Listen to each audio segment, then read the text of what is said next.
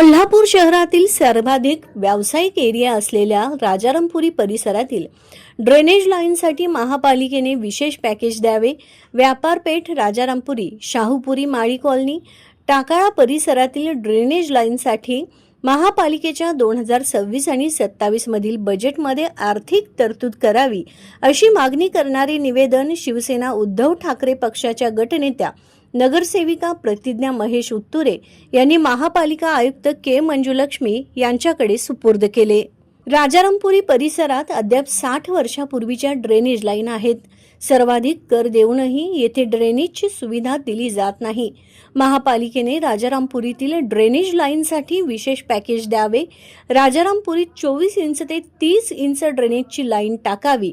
राजारामपुरीतून महापालिकेकडे दरवर्षी सुमारे 10 कोटींच्या वर घर भाड्यासह इतर कर जमा होतो. सद्यस्थितीत येथे एका बंगल्याच्या जागेत आता 30 ते 50 फ्लॅट तयार झाले आहेत.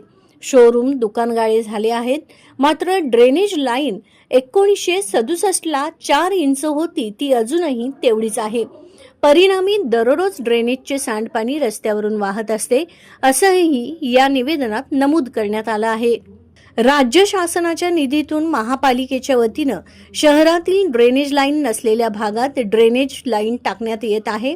सम्राटनगर, प्रतिभानगर, विद्यापीठ परिसरासह इतरत्र मोठी ड्रेनेज लाईन टाकली जात आहे.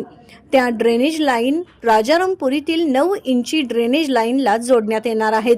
10 इंची ड्रेनेज लाईन 4 इंची ड्रेनेज लाईनला जोडल्यास सर्व भागाचा लोड राजारामपुरीतील ड्रेनेज लाईनवर येईल. त्यामुळे ड्रेनेजचा प्रश्न गंभीर होईल, असेही प्रतिज्ञा उत्तुरे यांनी निवेदनात म्हटले आहे. यावेळी महेश उत्तुरे, सनी शिंदे, राहुल कांबळे, अल्ताफ मकानदार आदी उपस्थित होते.